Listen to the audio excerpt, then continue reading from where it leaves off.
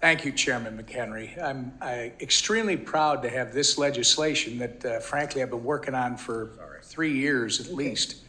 The CBDC Anti-Surveillance State Act included in your markup today.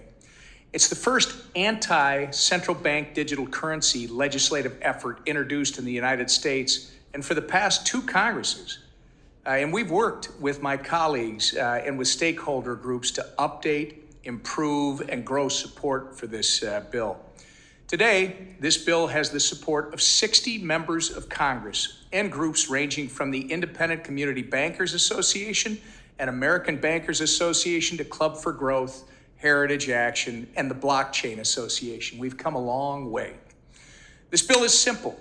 It halts the efforts of this administrative state under President Biden from issuing a financial surveillance tool that will undermine the American way of life.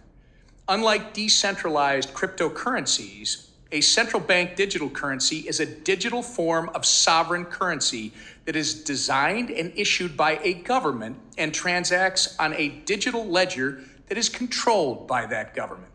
In short, a central bank digital currency is a government-controlled, programmable money that, if not designed to emulate cash, could give the federal government the ability to surveil and restrict Americans' transactions.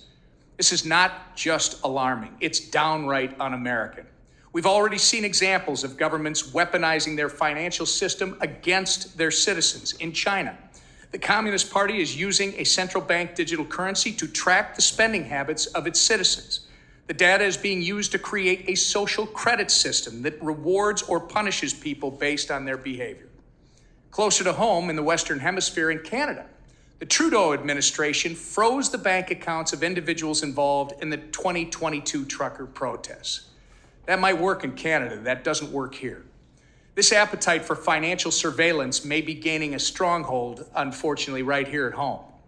The White House issued an executive order placing urgency on central bank digital currency research and development, and the agency reports to that executive order have made it clear that the Biden administration is not only itching to create a CBDC, but they are willing to trade Americans' right to financial privacy for a surveillance-style central bank digital currency.